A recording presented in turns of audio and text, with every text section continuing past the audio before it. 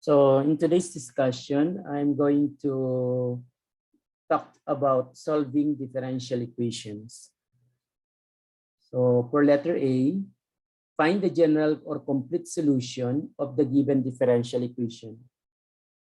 Now to find a function satisfying this differential equation, so we have to solve this now. And in solving this DE, we have to convert this to differential form because this is in derivative form, okay? So we multiply each side by dx. We are going to treat derivative of y with respect to x as a quotient of two quantities, and these are dy and dx, okay? So again, we can interpret, or you can also consider this notation to mean a quotient of differential of y and differential of x. So if we multiply it by dx, we get dy equals 4x minus 5 quantity dx. So each side now is in the form of differential. So integrating each side so that we'll be able to get rid of the differential operator d, that small d. So we integrate each side, getting the integral of dy equals integral of 4x minus 5 quantity dx. Okay, guys? So, but what is the integral of dy? So that is simply y. On the right side, we have integral of 4x, that is 4 times x squared over 2, right?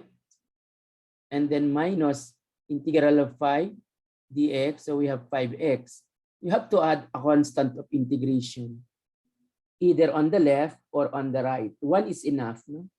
Just one arbitrary. So plus c. Okay, guys?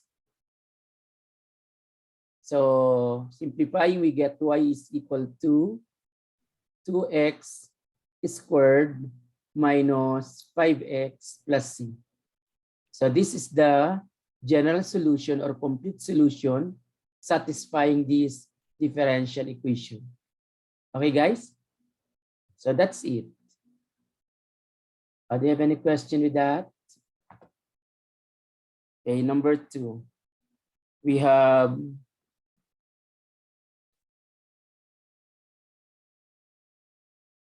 y prime is equal to 3xy squared. So again, we have to convert this in the form of differential, no? We know that y prime means derivative of y with respect to x, or that is dy over dx. Again, we can treat this as quotient of dy and dx equals 3x y squared. Okay, then multiply by dx, we get dy equals 3x y squared dx. So we have to separate variables, meaning dy should be accompanied by expression in terms of y, and dx should be what? Should be accompanied or multiplied by expression involving x only. So meaning we don't want y squared here on the right side, okay? So to get rid of that factor y squared, we divide each side by y squared. Okay, guys? So of course, we assume that y is not equal to 0. So getting dy over y squared is equal to 3x dx. Get it, guys? So, and this is after expressing this in the form differential, we can now get the general solution by integrating its side. Okay, so integral of the left side of is equal to integral of the right side. Okay, so this left side, we can express the integrand in the form of y to the negative 2 dy, right? And the right side, we can now integrate it. What is that equal to, guys? So this is 3x squared over 2. Am I correct? Then plus, let's say, t. Okay? So, but what is the integral of y to the negative 2 dy? That is y to the negative 1 over negative 1 by simple power formula. And that is equal to 3 halves of what? Of x squared plus c. Okay? Then, we now have negative 1 over y equals 3 halves x squared then plus c. Get it, guys? So let's solve for y. No?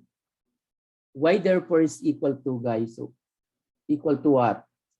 So we multiply first by negative 1. Let's multiply by negative 1 to get 1 over y, and that is equal to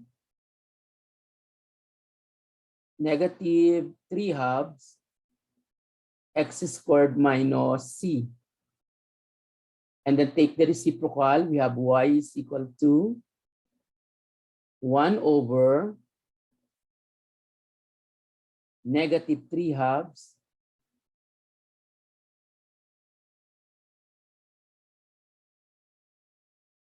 x squared minus c. That's it. That's it. But normally we want the final answer in simplest form, no, or in a better form. So let's multiply both the numerator and denominator by 2. And let's have negative. So to get what? Negative 2 all over positive 3x squared plus 2c. Now, this 2c, you can simplify that arbitrary constant. Since c is constant, 2c is also constant. And if we let 2c to be, let's say, c sub 1, then we now have our final answers. Y equals negative 2 over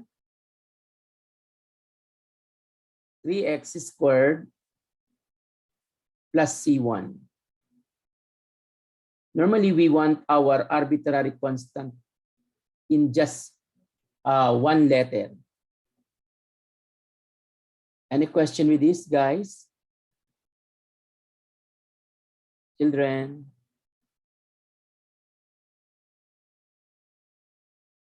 So this is our complete or general solution. Okay, so let's have number 3.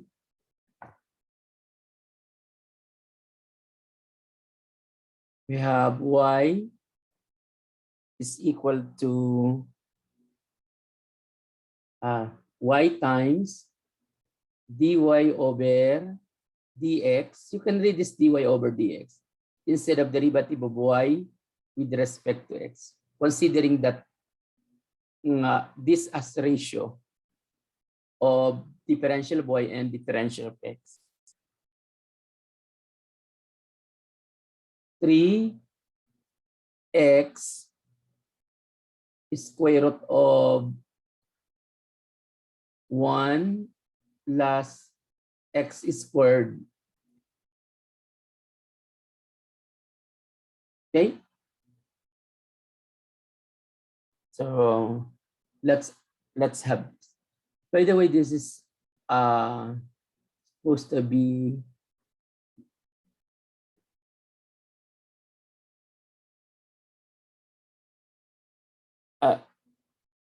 y. This is y. Sorry, this is y. I got a mistake in copying x. And this is supposed to be y also. Okay, am I right? Okay, so what about this, guys? So expressing in differential form, we have y dy equals 3x square root of 1 plus y squared dx. So again, we want the coefficient of dy to be in terms of y and coefficient of dx to be in terms of x. But the right side is not in terms of x, no, the coefficient. So we have to get rid of this radical because it contains y. Get it, guys? So how to get rid of that? We multiply by 1 over square root of 1 plus y squared each side of this equation to get y dy over square root of 1 plus y squared. And this is equal to 3x dx. So we can now integrate each side now to get the general solution. Integrating, we have integral of y dy all over square root of 1 plus y squared. And the right side is integral of 3x dx. Actually, this is already the general solution. But of course, we have to perform the operation involved on the left side and on the operation also on the right side. Meaning we have to get rid of the integral signs on the left and on the right side. Okay, guys? So let's now perform integration on each side. So the left side, we can express it in the form of 1 plus y squared 1dt to the negative 1/2 multiplied by y dy. What about the right side, guys? So I think we can now evaluate this. So 3x squared, what is the integral? 3x squared over 2, no? Get it, guys? Plus, let's start with c sub 1. So that my ending, I want it to be in terms of c. You can use any arbitrary constant. You can have c sub 1, c sub 2, k, if you mean k is as your constant. So here, what is our u, guys? 1 plus y squared, right? And our n is negative 1/2. What about du? Du is equal to 2y dy. So what is missing to complete the du, guys? 2, no? So this is du if we multiply it by 2. So let's multiply by 2, this into y dy, but balance outside by 1/2. Okay? So getting 1/2 outside because we are going to multiply inside by 2. Can you follow, guys? Children?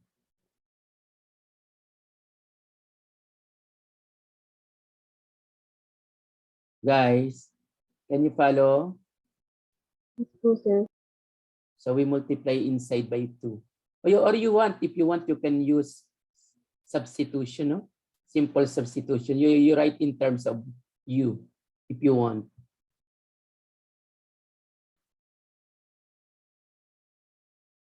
And this is equal to 3x squared over 2 plus c sub 1. So this is equal to 1/2 of u to the n plus 1. So u to the n du, no? So integral of that is u to the n plus 1 So the exponent now is 1/2 over 1/2. And this is equal to x squared times 3 over 2 plus c sub 1. Simplifying this, we have square root of 1 plus y squared. And that is equal to 3 over 2 multiplied by x squared plus c sub 1. Okay? Normally, we want our answer without radical. So let's square it side to get 1 plus y squared. And that is equal to 3 halves x squared plus c sub 1. Quantity is squared. Then y squared is equal to, actually this is already the final answer, no? You can have that. But if you want in terms of, let's say y squared equals, so this expression minus 1, no? Okay? So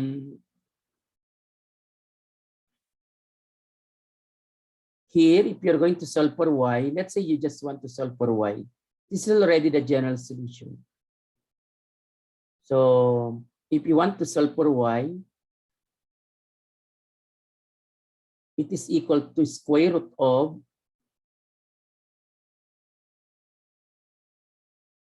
3x squared over 2 plus c sub 1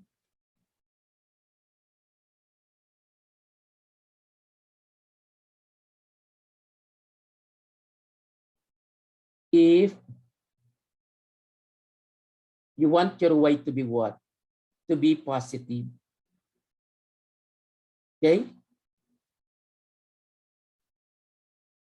Or 0, no? And if you want your y to be negative, so we have negative 3 x squared over 2 plus c sub 1. So here, if you want your y to be negative. Is that clear, guys? So that's it. Or simply this one, although it's not in the form of function, no?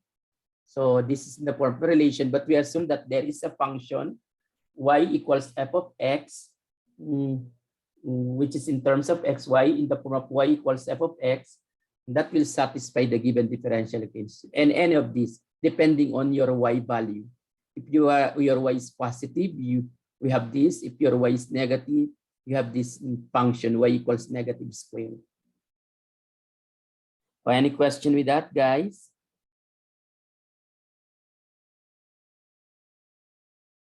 So let's have the third one. Fourth, I think this is the fourth one. Number 4.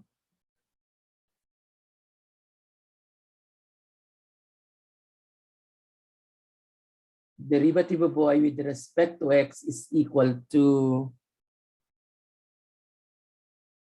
square root of x plus x over square root of y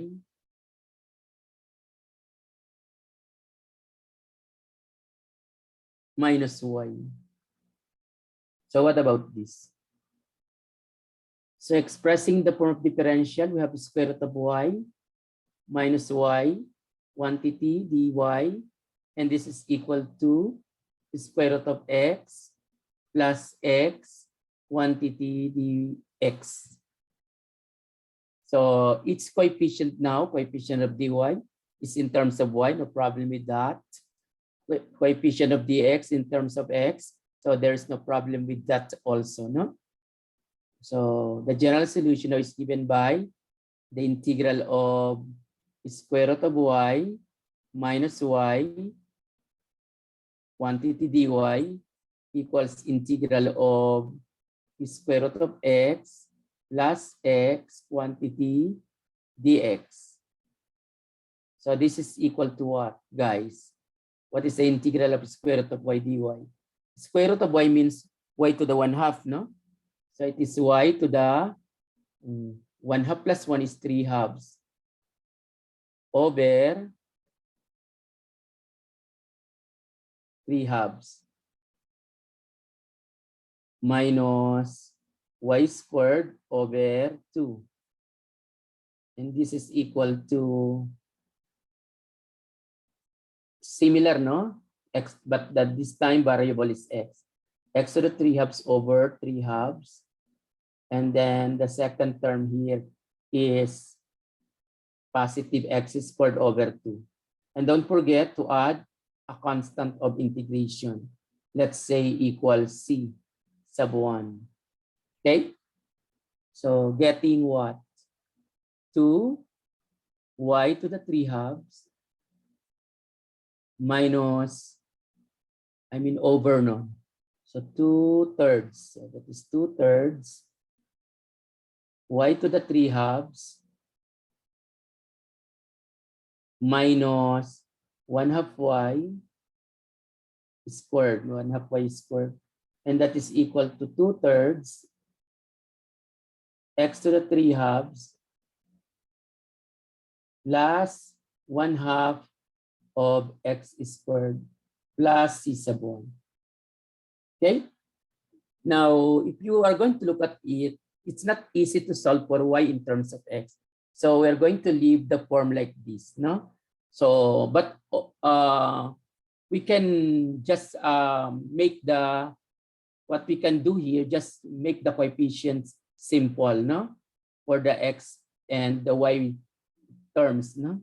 So multiply by 6. If we multiply by 6, we have 4y squared, 4y to the 3/2 minus 3y squared, and that is equal to 4x to the 3/2 and then plus 3x squared.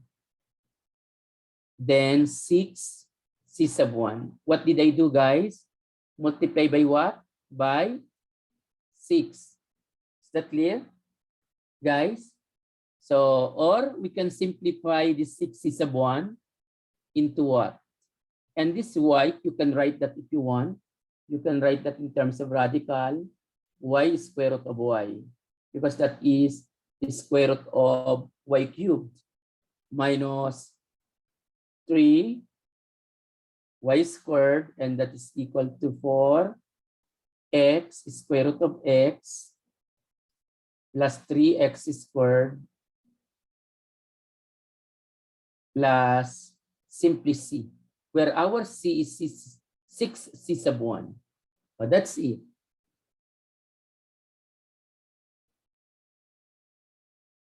Any question with this, guys? We normally write our arbitrary constant as a single letter. So in case it's a complicated form, you just simplify it by naming by other what? Letter, no? Representing the arbitrary. In this case, I represented 6c sub 1 by simply c. Or if you want k, no, normally k we can use also as what? As an arbitrary. Forget it, guys? Children?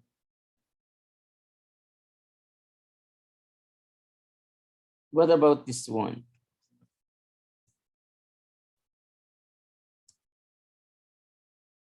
Number 5. Y prime equals, y double prime. Y double prime equals square root of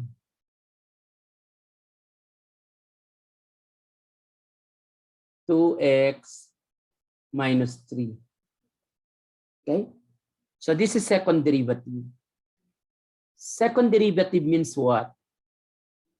Derivative of the first derivative with respect to x. That's what it means, guys. Okay, guys?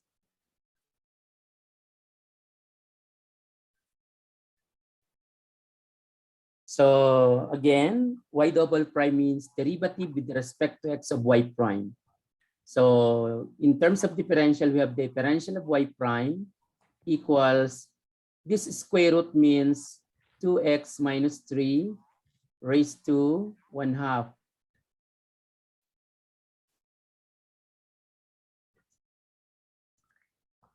Okay, then dx. So what is the integral of each side? So we are now ready to evaluate the integral of each side. Integral of 2x minus 3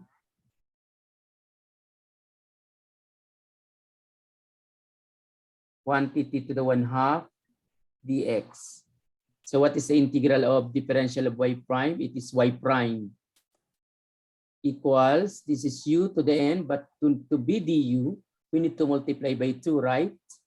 So let's multiply by 1/2 outside, and then inside by 2.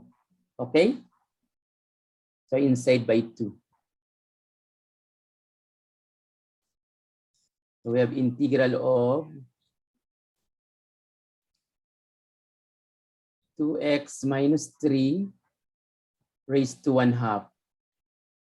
I think I need much space.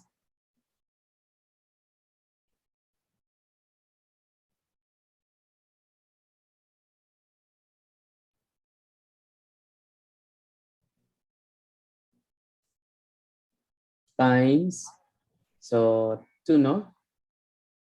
Then dx. Okay, guys? Plus, let's say c. C sub 1. So this is 1/2 u to the n du. U to the n du. What's the integral? U to the n plus 1. 3/2, right? Over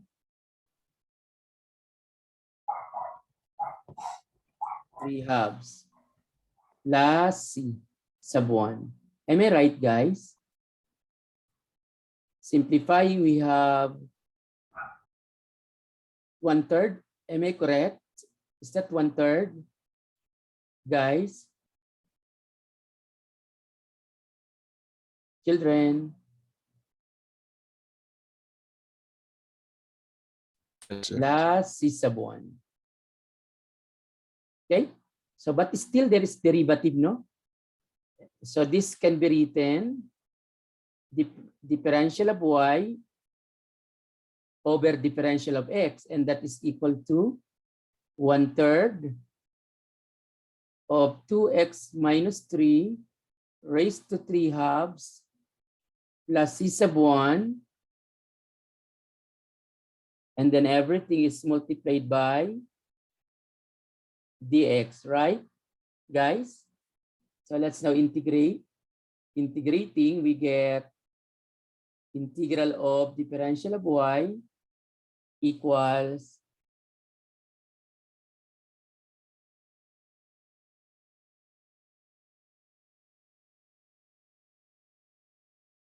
integral of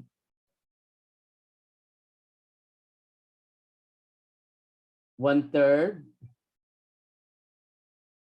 and then 2x minus 3 raised to 3/2 dx plus integral of c sub 1,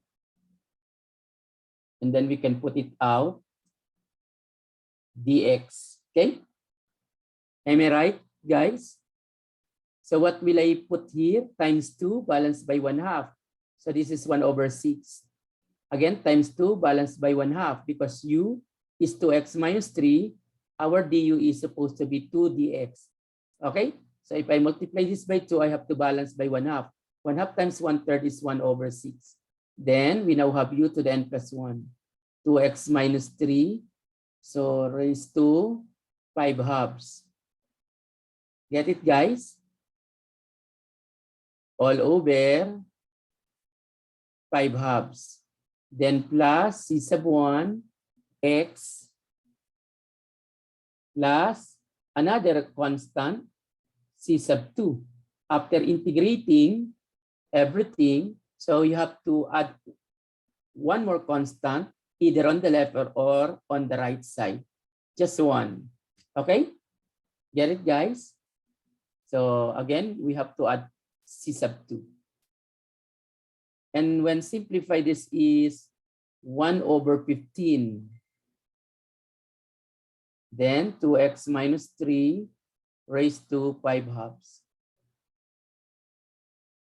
Plus C sub 1x plus C sub 2. So this is our y. Any question with this, children? So that's it. That's the complete or general solution satisfying this second order differential equation. What about this time?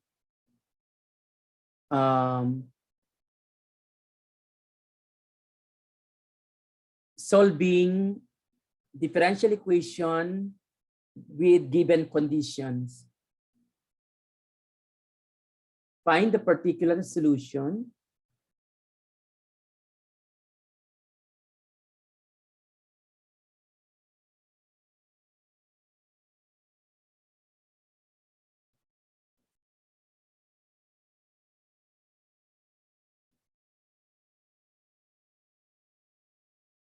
Satisfying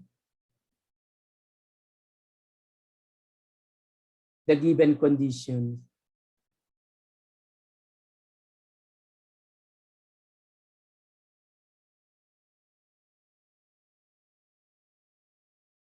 Okay.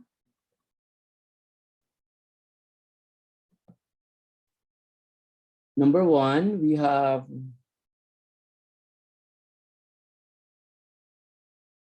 derivative of y with respect to x is equal to x squared minus 2x minus 4. The given condition, we have the value of y is equal to negative 6 when the value of x is equal to 3. Okay, guys?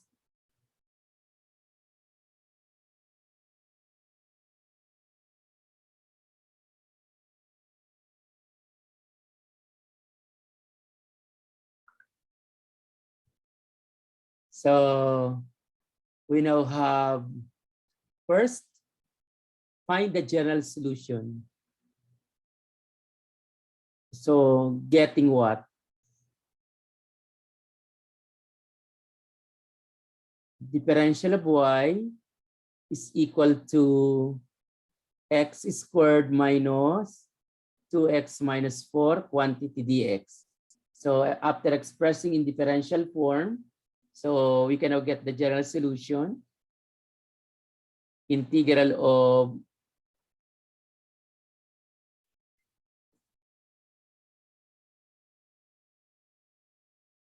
dy equals integral of x squared minus 2x minus 4 quantity dx. Get it, guys? So that we have y is equal to x cubed over 3 minus x squared over 2, then times 2, we have simply x squared minus, no? So then minus 4x plus constant of integration. Now, since we're given the condition, we will able to solve for the value of c. Okay, so meaning we're looking for a function, and this is the function, although it is a collection of functions. So we're looking for a particular function that will pass through this point 3, negative 6. Get it, guys?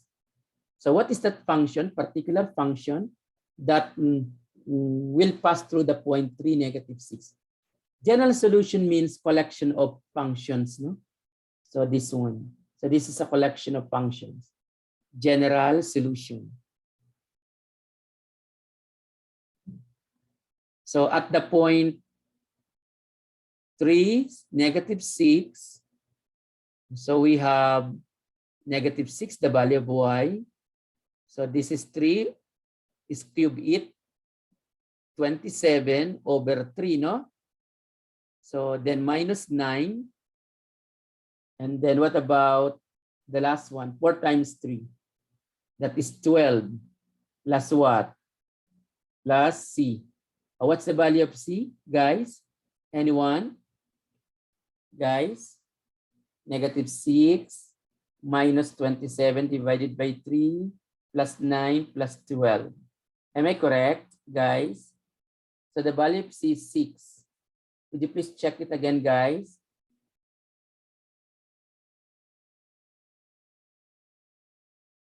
So that's the value of 6. So then after that, we can go back to this general solution so that we will able to get the particular solution. So for the particular solution,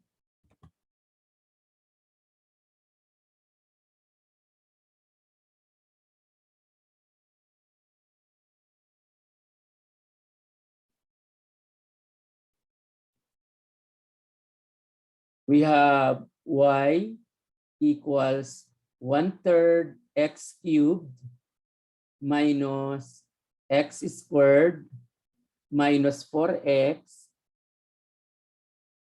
plus c. What is c? 6. So this is now a particular curve, meaning a particular graph. If you, I mean function, no? That when you draw the graph, it is a function. Okay? That will pass through that point 3, -6. That's it. Okay, let's have number 2. We have y prime is equal to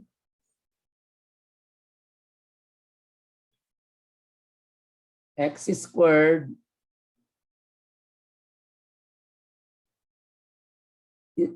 square root of x cubed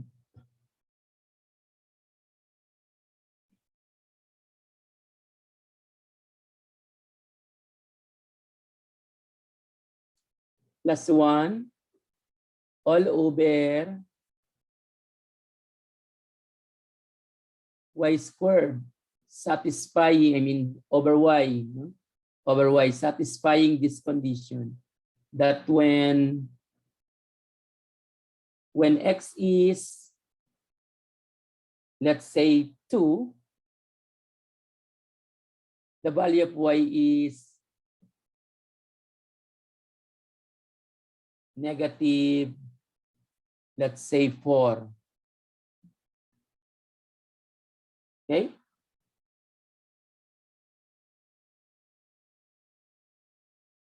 So let's see. So first we have to determine the general solution. And then after getting the general solution, solve for the value of c by substituting this to the x and y of the general solution. No? In differential form, the given d is dy equals x squared square root of x cubed plus 1 dx. And then this y here in the denominator will be coefficient of dy. Okay? Get it, guys?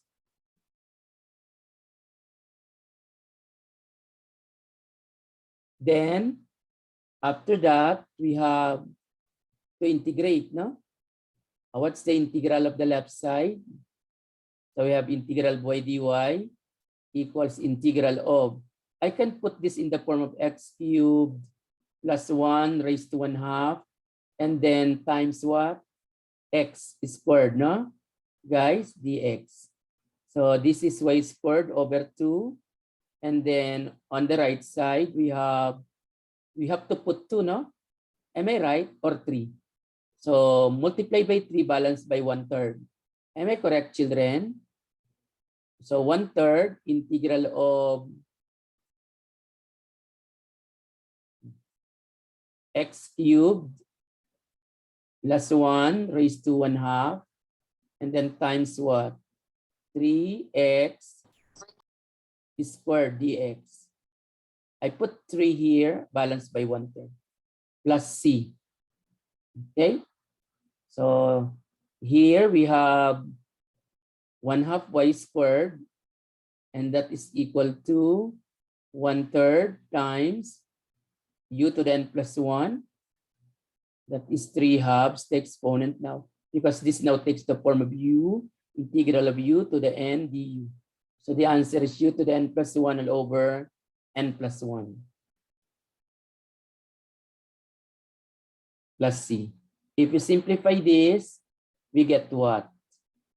This is simply 2 over 9, right, guys? Am I correct, children?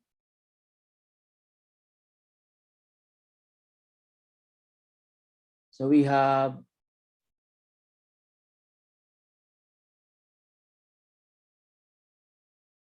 1/2 y squared equals 2 over 9 x cubed minus what? I mean plus 1. Plus 1 raised to 3/2 plus c. Am I correct, guys? Okay. So, or that is y squared equals 4 over 9 multiplied by 2 each side. Then x cubed plus 1 raised to 3/2 plus 2c. Okay? So after multiplying by 2 each side. So this is the general solution. Or if you want the general solution, you can express it in the form of 4 over 9. Y squared equals 4 over 9 multiplied by x cubed plus 1 raised to 3/2. Then plus, let's say k, where my k is 2c. Okay? Now let's solve for the value of k. At the point 2, -4, we have what? Guys, y squared is equal to, so what is y squared? That is -4 quantity squared equals 4 over 9, and this is 8, no? Am I right? 2 cubed 8 plus 1, then raised to 3/2 plus k. Oh, what's the value of k, guys? This is 16. This is 8 plus 1 is 9. What is square root, guys? 3. Cube 8. What is the cube of 3? 27. Divide by 9. 3 times 4, 12. Am I correct, guys? Children. So the value of k is 4. Am I right? 9 raised to 3/2, then times 4 divided by 9 is positive 12. Therefore, k is 4. Get it, guys? Children. So then after that, we can now write the particular solution.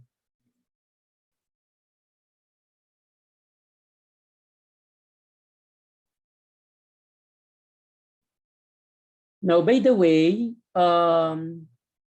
if you want your answer in the form of function, our particular solution is given by y equals square root. Is it the plus or the minus, guys? Children, what do you think? Is it plus or minus? Children, square root, we have to choose which one. Is it the positive square root or the negative square root, guys? Children. Guys. Children. Oh, you're not responding anymore.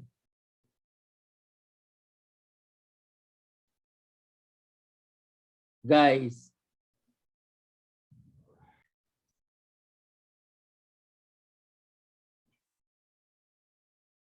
Guys. I can get the LCD. No? Oh, guys, still there, guys?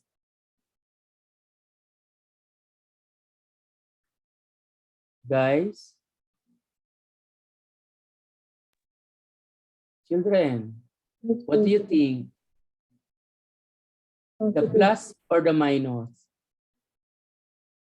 Plus po. Wrong. It's not plus. It's minus. Why minus? Because you have your y negative. Because if you make it plus, how will you able to get negative 4 when x is 2? Okay? Did you get that, guys? Again, why is it that it is negative, children? Kasi po, sir, negative po yung y natin. Oo. If y is negative, for you to be able to get that, y negative, so when x is 2, so the radical must be negative, the value. Okay? So this is the answer. If you are going to get the LCD, actually, you can write this in other form. No? If you get the LCD, you will have inside, this is times 4, no? Yung 9 times 4, 36. Factoring out 4, ang lalabas is 4 over, may over 9 here. So, ang square ng 4 over 9 is 2 over 3. Pero yung loob, magiging, ano na lang guys, magiging x cubed plus 1 raised to 3 halves, then plus 9, no? Because this is supposed to be 36. After factoring out 4, so 9 na lang here. Yung 4 dito, lumabas na, no? So 4 over 9 ang common from this expression. So from these two terms, square root is 2/3. So negative. Okay, guys? Get it, children? Guys? Yes po. Yan. So, okay. So this is the, for instance, the final answer. We are asked of the form y equals f of x as the particular solution. Okay?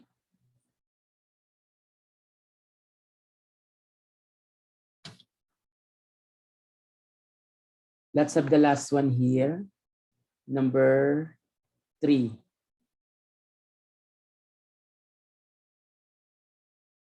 We have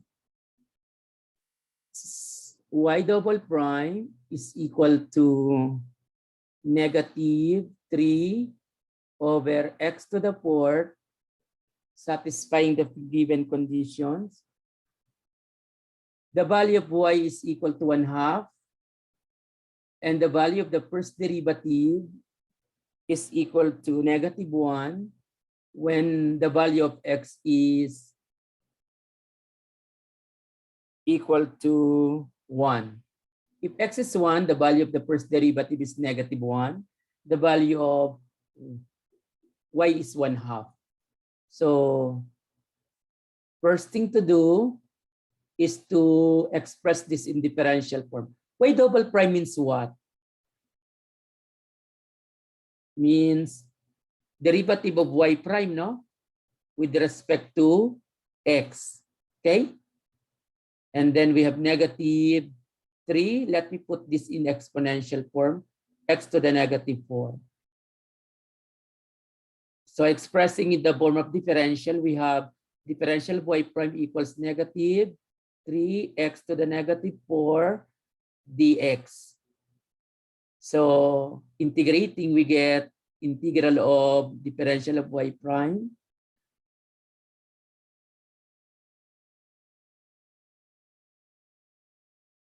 negative 3 integral of x to the negative 4 dx.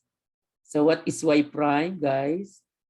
Negative 3 times x to the negative 3 if you add 1, no?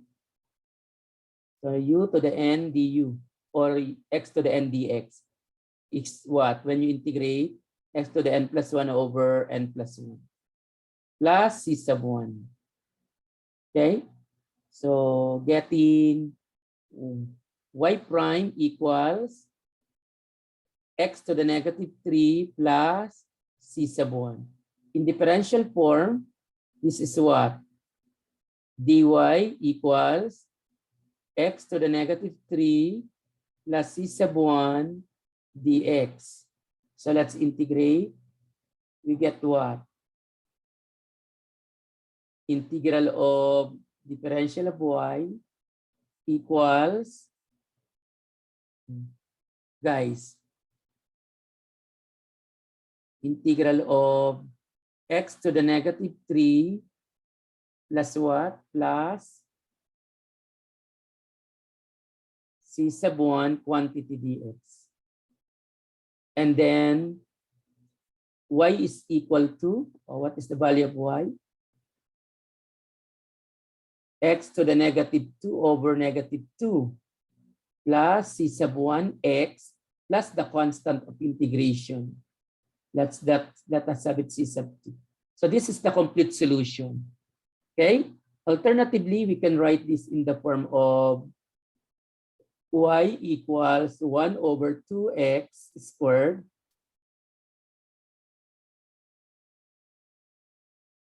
plus c sub 1x plus c sub 2. So let's solve for c sub 1 and c sub 2. So this is the general solution, guys. This is the general solution. So for the particular solution, we need what? First, at the point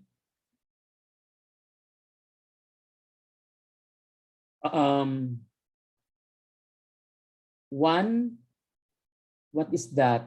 1 negative 1/1/2. So we have 1/2 equals 1 over, no.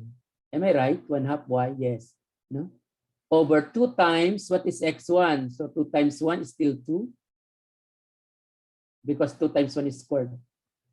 And then plus x is 1, no? So c sub 1 plus c sub 2. Okay? So this is equal to c sub 1 plus c sub 2 equals 0. Equation number 1. Is that right, guys? There is another condition, no? When x is 1, what's the value of y prime, guys? Or the first derivative? Negative 1. Therefore, from here, what is y prime? From this y prime equals x to the negative 3 plus c sub 1. So negative 1. And then 1 to the negative 3 is still 1 plus c sub 2. I mean c sub 1. So what is c sub 1? Negative 2. Okay? So I can now solve for c sub 1. C sub 1, c sub 2 I mean, plus c sub 2 is equal to what, guys?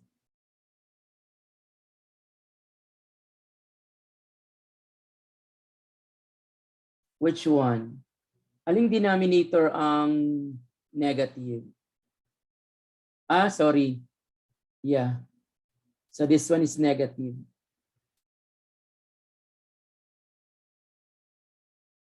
So this is supposed to be, let me check that.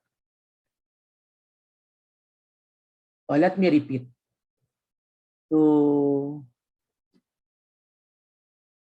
I think I got a mistake here. Integrating this in this dy, we have y, no? Equals first term x to the negative 2 over -2. And then plus C sub 1 x plus another constant of integration C sub 2. Equivalently, this is what? Y equals -1 over 2x squared. Okay? And then plus C sub 1 x plus C sub 2. So we call this the general solution. Huh? Let's apply the conditions. Better to apply this condition that when x is 1, y prime equals -1 first, no? So when x is equal to 1, what is y prime? -1. So we can now solve it from this equation, no? Y prime equals x to the -3 plus C sub 1. Okay, guys? So we now have -1 equals 1 to the -3 is still 1 plus C sub 1. So what is C sub 1? -2. Okay? So what about at the point 1, at the point 1, 1/2. The value of y. 1 is x, y is 1/2. So we can solve it from this general solution. 1/2 the value of y equals negative. What is our x? 1, no? So it is -1 over 2. And then plus C sub 1. We know that C sub 1 is -2. And then x is what? 1. Then plus C sub 2. Okay? What is C sub 2, guys? Guys, what is C sub 2? Is it 3, children? This is 1/2 plus 1/2, 1 plus 2. So that is 3. So finally, we have the following solution. No? Particular solution is given by what?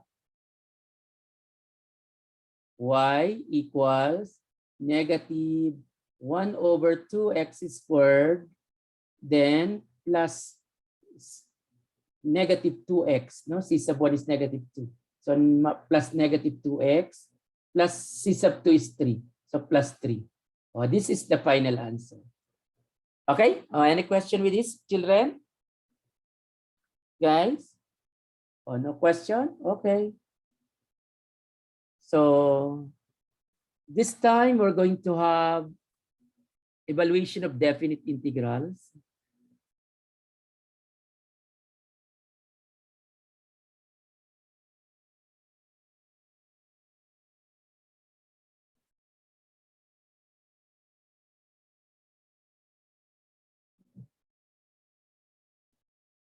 The only difference that instead of having a collection of curves, if you evaluate, if you let your y the indefinite integral, you will now have a particular value, no? Okay, for that integral. Is that clear, guys? Children? Yes po. Okay, so let's now have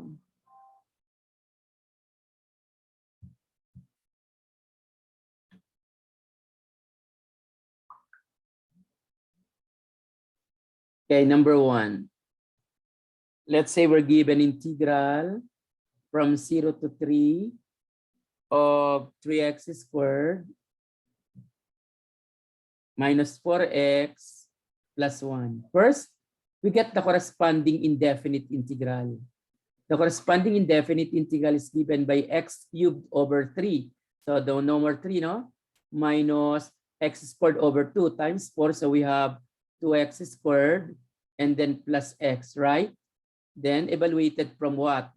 From 0 to 3, meaning we want to get the difference between the function value at 3 and then the function value at 0. Okay? So when x is 3, so that is 3 cubed minus 2 times 3 squared and then plus 3 minus, when x is 0, everything is 0, right? So this is equal to 27 minus 2 times 9 plus 3 So that is 12. So the value of this is what? 12. If you're going to consider this as your f of x, when you draw the graph of f of x, the signed area, that is the net area. So when you say signed area, can be negative, can be positive, no? So the value of this, when you consider it area, but signed area, for instance, if the area is below the x-axis, it's negative. We mean it negative, and above positive. So the net or the signed area is given by 12 square units if you draw the graph of this. So the area between 0 to 3 and the x-axis and the graph of this is 12, okay? What about number 2?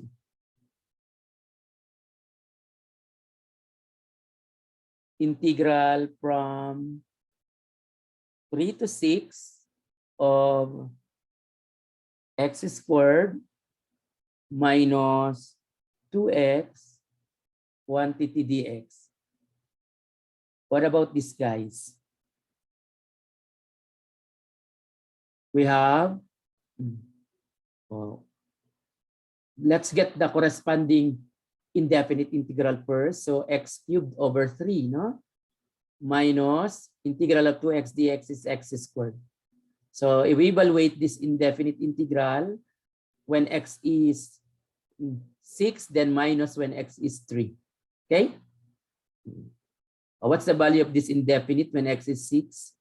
So we have 6 cubed over 3, and then minus 6 squared, then minus the value of this function or indefinite integral when x is 3. So that is 3 cubed over 3, then minus 3 squared. What is that equal to, guys?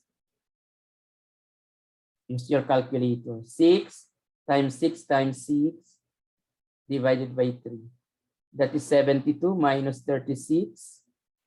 Then that is equal to 36. Minus, what about this? 27 divided by 3 minus 9. So that is equal to what? 0. So finally, the answer is 36. Am I correct, children? Divided by 3, 6 cubed divided by 3 minus 36. So 36, this is 0, okay? Okay, number 3. We have integral of dx over square root of, let's say, what is that nice number? X cubed plus 1.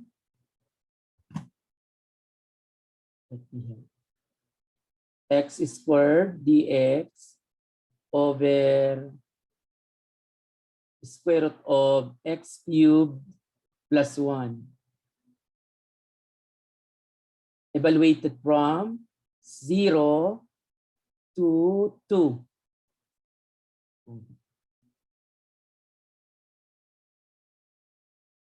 So first we evaluate the corresponding indefinite integral. So we have integral from what? 0 to 2 of.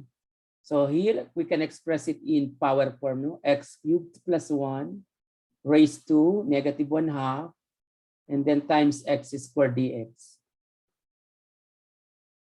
So by correction factor, you multiply this by 3 balanced by 1/3. Get it, guys? So that this becomes its du. So again, what did I do? I multiply this by 3, but I have to balance it outside by 1/3. Or if you want, you can use simple u substitution. You express this in terms of u. So u to the n du, u to the n du. What's the answer, children? U to the n plus 1 all over n plus 1. Okay? I know, no need for plus, because this is definite. If definite, the C actual will cancel out. So in the final answer, so that you can omit that, you know. Evaluated from 0 to 2. So this is 2/3 square root of x cubed plus 1 evaluated from 0 to 2. What is that, guys? Equal to. Let's have it here. 2/3, I can factor out 2/3. No?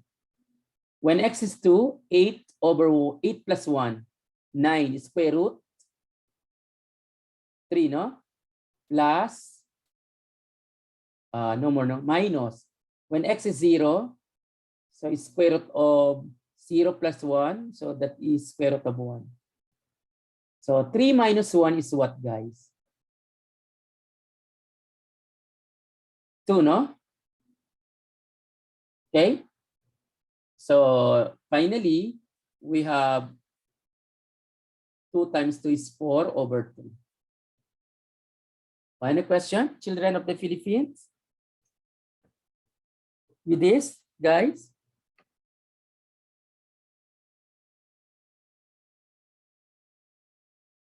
So what about if I have number 4? Is it number 4? Integral from -2 to +5.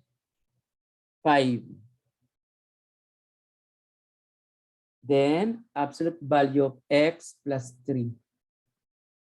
No, x minus 3. Okay? If you have absolute value, so we have to get rid of that first, no? How do we define absolute value of x minus 3?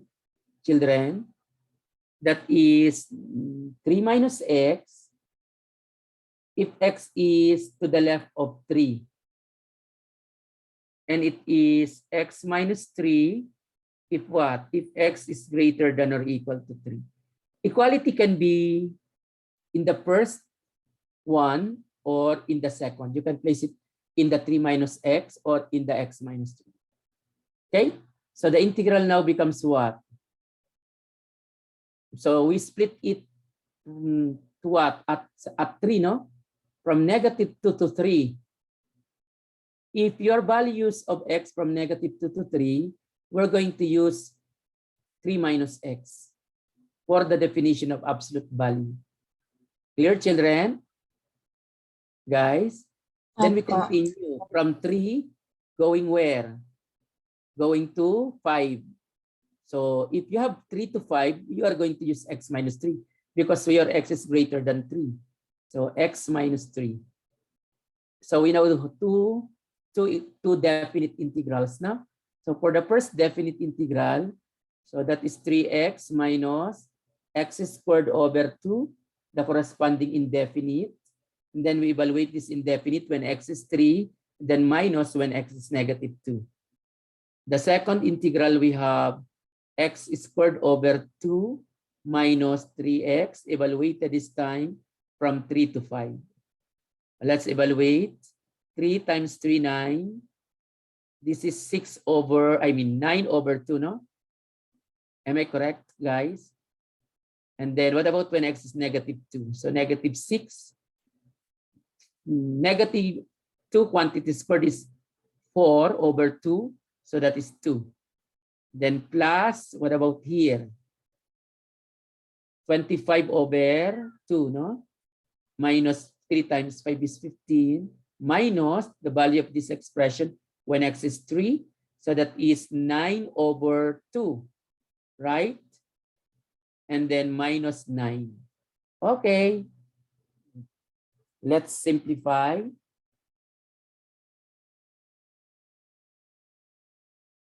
So we have 9 minus 9 divided by 2 plus 8 na, no? Plus 8 plus 25 divided by, well, let's simplify this first. This one. This is 24 over 5.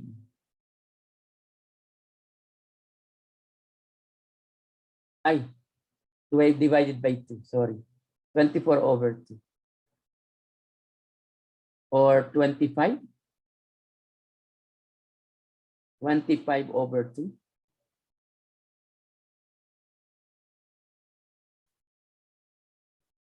Then plus, what about this? So 25 divided by 2 minus 15 minus 9 divided by 2 plus 9. Okay, plus 1. So this one. Finally, we have what? 27 over 2. Am I correct, guys? Guys?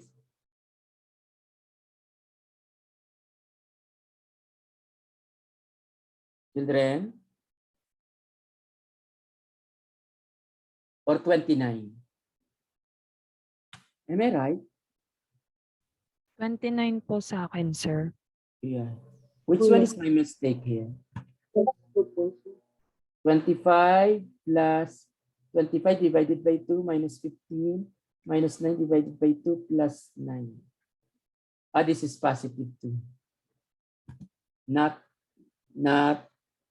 2. So we get 29 over 2. Okay. Or 14.5 na. So that's it. Any question with that, guys?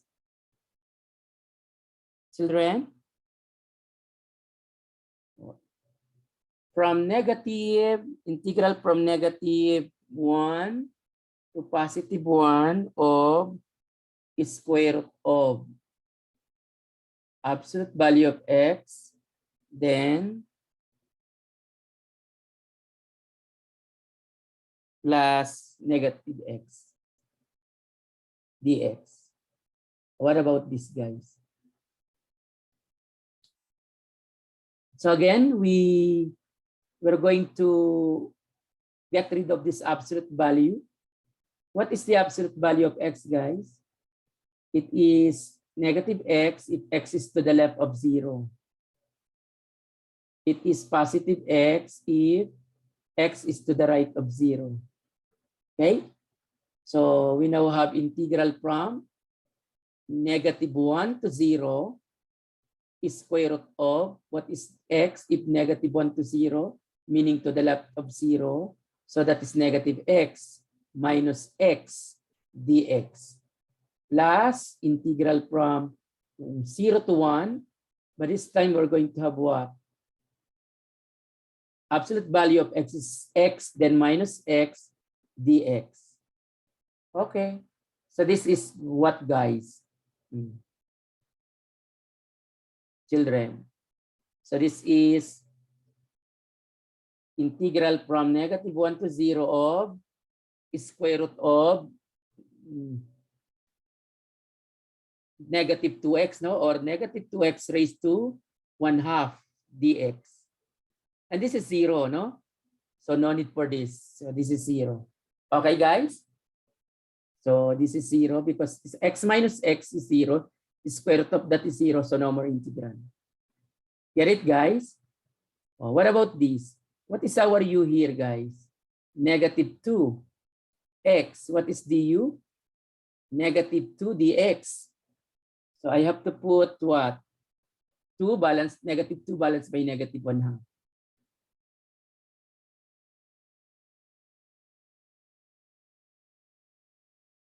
Times negative 2, then dx, na? So u to then du, u to then du. What's the answer, guys? Negative 1/2 times u to the n plus 1 over n plus 1. That is 3/2. No? So over 3/2. So that is to the raised to 3/2 over 3/2. No need for absolute value, ha? Evaluated from negative 1 to 0. So when simplified, this is negative 1/3, right, guys? Then negative 2x raised to 3/2. Evaluated from negative 1 to 0. Negative 1/3. This is when x is 0, so 0. When x is negative 1, this is positive 2, no? So it is square root of 2 square root of 2 cubed, that is 2 square root of 2. Am I correct, guys? Negative 2 times negative 1 is 2 square root of 2 cubed, meaning 2 square root of 2. Am I right? Finally, 2 over 3 square root of 2. Get it, guys? Guys. Children. Opo, sir. Okay. Any question with this, guys?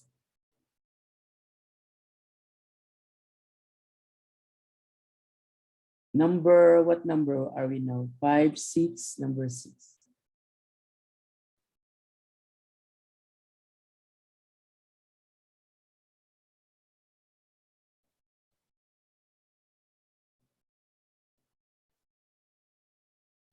Integral from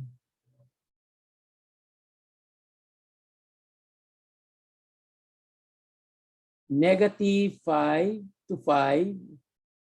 Then we have 2x minus x to the, let's say, 2022. 2023 plus 3 quantity dx. If you have an integral from negative 5 to 5,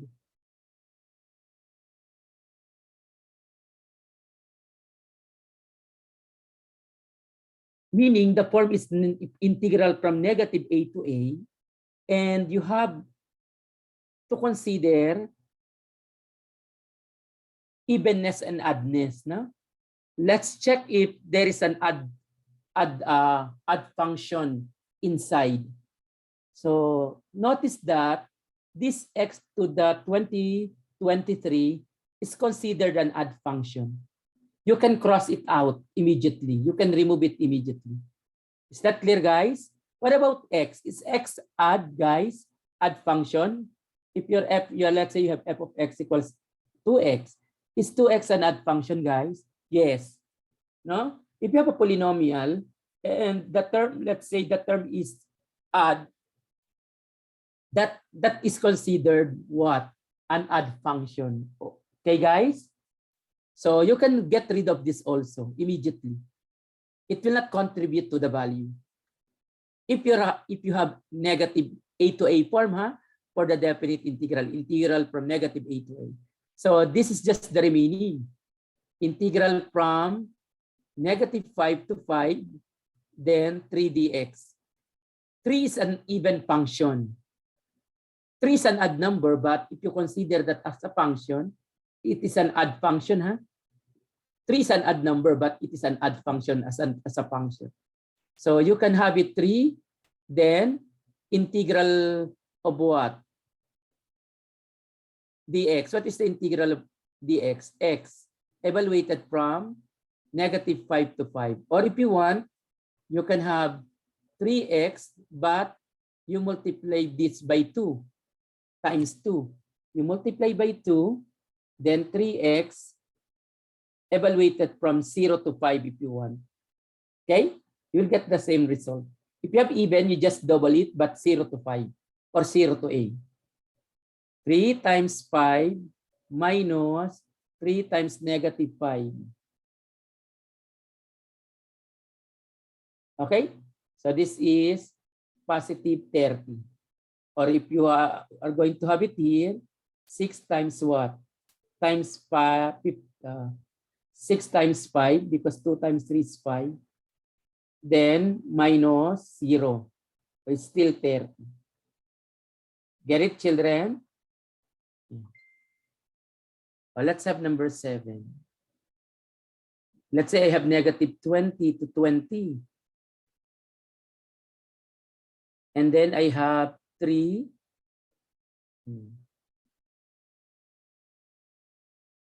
X minus, let's say 2x. 2. X to the p minus 4. X to the 20, 21. This is the time or the year when BTS won, no? 3 awards in AMA. You know BTS? Yan.